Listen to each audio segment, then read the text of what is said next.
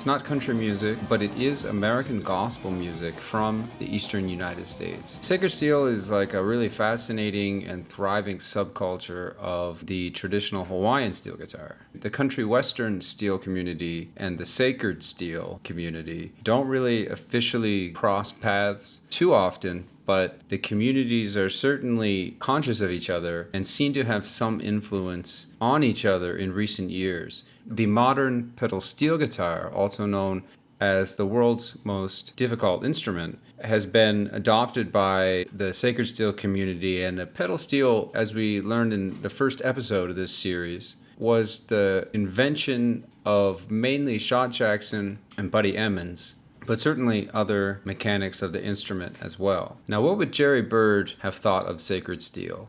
Did he ever encounter it in his career? Does anybody know the answer to that question?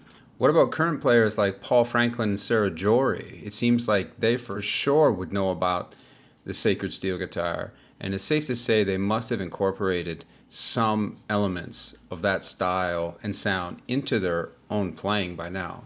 Thinking back to that viral video of Sarah Jory playing Amazing Grace that has over 7 million views, I mean, her single voice phrasings in that arrangement and in that performance are going to sound really similar to the kind of music you're going to see and hear in this episode. So now we have officially bridged these two worlds together, so let's take a closer look into the gospel music that is known as sacred steel.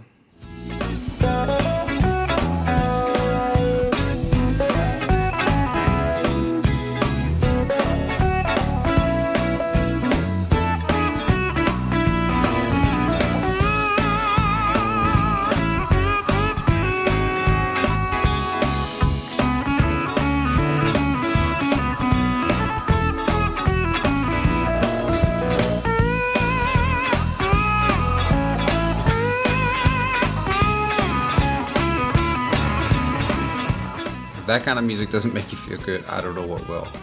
I mean, one of the things that's so different about this music is the energy. It's a very different energy from commercial pop and country music.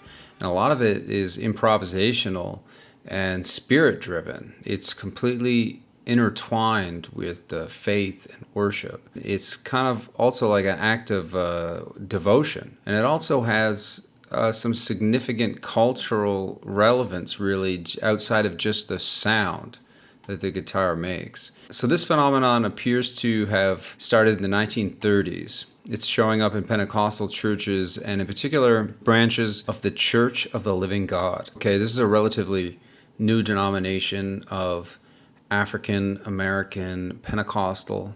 It's a very charismatic branch and it's music driven. It's very much music-led congregation. So it's very unique. It's also very American in a way. Basically, the steel guitar was chosen to replace the organ as the centerpiece in this worship.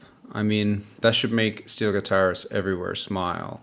If you want to literally make a religion out of the steel guitar, look no further. This is as close as it gets right here. One of the branches of the Church of the Living God, the Keith Dominion, was actually headquartered in Nashville, Tennessee. So it actually leads me to wonder if Bobby Seymour would have encountered any of these players in the 80s and 90s at his shop in Murfreesboro.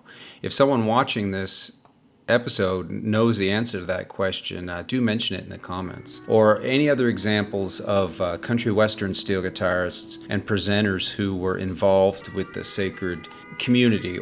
You could research a lot of this stuff yourself, but my understanding is that the two brothers named Truman and Willie Eason, and they introduced the lap steel guitar to worship services in place of the much more traditional organ. And that was actually met with a lot of enthusiasm, evidently, and it was taken up by some other players, including a guy called Bishop J.R. Lockley.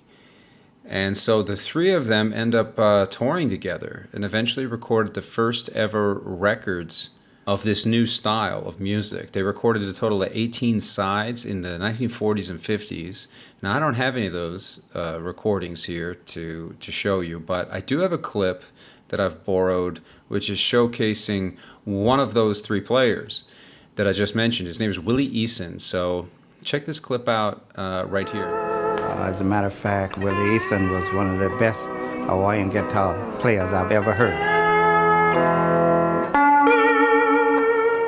He could play that thing so good, he'd make it talk. My motive is to do like my brother, to play the words that the people can understand what I'm saying. It's like a minister up in the gospel when he's giving the gospel, to make it as plain as possible so that he can teach and reach someone. And that's what I did. That was my motive, is to reach somebody wherever I went through the different lands and countries. Since the early days of Willie Eason and Bishop Lockley, the Church of the Living God is spread to now 22 different states altogether, and mostly that's on the eastern seaboard in the continental U.S. In that time, a group called the Campbell Brothers emerged, and they actually did some touring with the Allman Brothers. And I mean, that sounds pretty cool to me, but apparently they were banned from performing at their church services for a while after that. So you can see how the steel guitar has literally become a sacred thing. But currently, there is one sacred steel guitarist in particular that has gained international fame, and I think you know who I'm talking about. This is going to be, of course, Robert Randolph, who most of you are probably familiar with. Well, my first ever lap steel was an Oahu. And then the first pedal steel was like a company called MSA. That was the first one. Our church has a bunch of guys that plays this, that plays the pedal steel. It's kind of like the Buena Vista Social Club, sort of the history of where we come from. You know, it's called Sacred Steel, a bunch of guys. I mean, going all the way back to the 1930s. These were all like my Muddy Waters and my Albert Kings, and this is all we did. So each guy had like a different thing that they were known for. This guy, Henry Nelson, he's the one that kind of...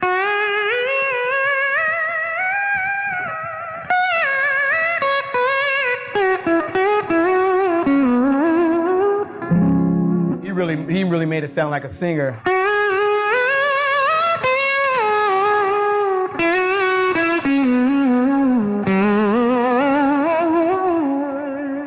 Robert Randolph has taken his steel guitar to heights that really rival that of Pete Drake and Buddy Emmons as well. Like Sarah Jory, Robert Randolph is not confined to one particular genre of music that he works in. He considers himself gospel music, but he's crossing so many genres and so many barriers. You can essentially see him playing at blues festivals, jazz, funk festivals, and even folk festivals, all in the same tour. Working as Robert Randolph in a family band, he's had 4 Grammy nominations. He was featured in the New York Times. He's toured with Eric Clapton, Dave Matthews Band, and Zac Brown Band. His songs have been featured in commercials, TV series, feature films, Late Night with David Letterman, and he's played at the Bonnaroo Music Festival in Memphis. I think it's in Memphis. Austin City Limits, 2004. And 2007, Robert Randolph and the family band had a gig playing at Victory Plaza in front of American Airlines Center in Dallas for the NHL All-Star weekend and the All-Star game itself as well. And I actually remember that because I'm a hockey nerd myself. And Rolling Stone included Randolph in their list of 100 greatest guitarists of all time. So all in all, pretty glamorous, pretty glitzy career so far for a steel guitarist from the House of God Church in Orange, New Jersey, originally. And I think the big question that I've always had, the steel guitar geek in me wants to know, is can Robert Randolph play country western steel guitar? So I found a clip that is going to answer that question once and for all. I'm going to show you this clip here is from Premier Guitar, and Robert Randolph talking a little bit about his guitar, his setup, and he's going to answer that question for us. Sort of mixed with E9s and E7s with a little C6, you know, so it's kind of, you know.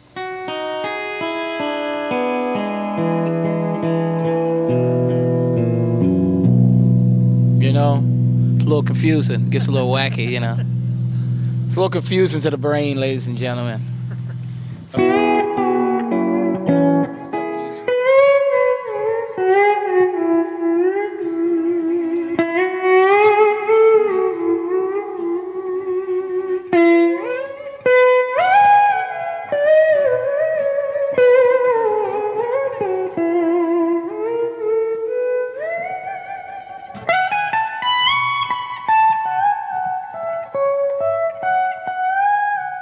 This para EQ thing here also allows you, when I'm playing country, you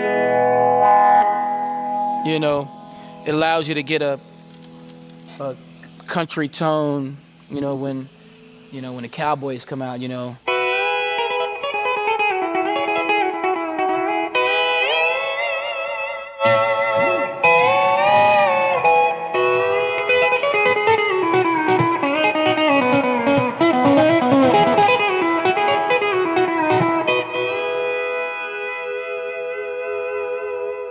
So let's take a look now at the techniques and the signature sound of sacred steel. The sacred steel can be played on everything from a traditional 6-string Hawaiian lap to a 12-string universal pedal steel. Robert Randolph plays a 13-string. In fact, most of the players seem to use the traditional Stevens bar, and that's very distinct, very noticeable. It has a very distinct sound, and usually in country music, it's only dobro or lap steel players that use this bar. Very seldomly do you see pedal steel players use them. Don Helms, who was Hank Williams' steel guitarist, non-pedal player, he was famous for using the Stevens bar and using it on all those classic haunting licks that he played. A lot of sacred steel players have used Carter steel guitars, historically speaking, but in recent footage I'm seeing different kinds of brands being used. Of course, the Fessenden and the Mullen guitars seem to be quite common now among the players, as well as the non-pedal steel, like the lap steel is still very popular within this movement. There are a lot of non-pedal players as well as pedal steel players, so it's quite diverse in that sense in terms of the different guitars that are being played. For the tunings, it seems that the E7th and E9th tuning are quite standard in sacred steel, and that's interesting because it's very versatile, of course. These are both tunings that are used in country western music. And I have no idea what the pedal setup is or the codependence or anything on sacred steel, but if you're interested in the technical side of things, of course, the steelguitarforum.com, that's going to be one place that will help you find out the answer to all of that. The most obvious features of sacred steel to me appear to be a lot of single line, single voice lead playing, and a lot of vocal phrasings. There's a fairly conservative use of the pedals for the most part, at least the floor pedals, as far as I can see. And unlike country players who sometimes start on pedal steel, I don't think the same could possibly be true for sacred steelers. It seems that the main features of this style are heavily rooted in Hawaiian lap playing and single note phrasing. Wah-wah pedal seems to have become like an increasing part of the sound for a lot of players. So that's a very distinct flavor. I've also seen the EBO used, as well the use of fuzz, distortion, or at least the gain being pushed to the point of breaking up the sound. That's a very common feature. And it's a very emotional style of playing. Ultimately, I mean, it's maybe the most emotional style, right? Because some of the early generations of players actually referred to it as talking steel guitar, which is again bringing us back to an earlier story, and that of Pete Drake. So very emotional style, very much tied to the worship and devotion, and some interesting similarity when we think of country western steel guitar and sacred steel. You'll find church services, concerts, and even some sacred steel guitar conventions. Actually, I have a clip here I'm going to show you that is from a recent summit. A player named Brian Bird playing in this clip, and he's playing a pretty tasty lick here, so it kind of caught my eye, caught my ear. So here he is. His name's Brian Bird. Dirty Bird is on the scene. Come on, Dirty Man.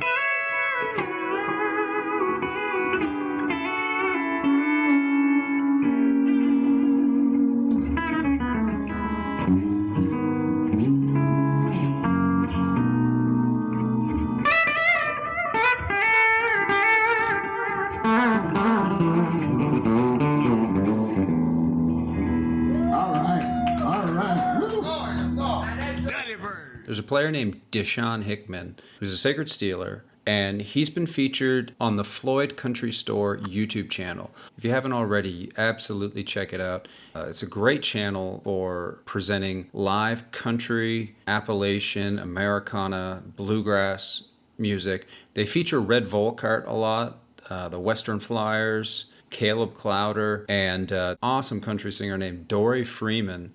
Deshaun Hickman is playing steel with her. Now, you can tell that he's a sacred steeler. He's using a Stevens bar. He's got the crucifix around his neck. Now, when he plays with Dory Freeman in this clip, he's actually playing, you know, he's simulating some country western stuff. And I think that's really interesting. That's kind of these two worlds colliding in a really kind of almost present day moment.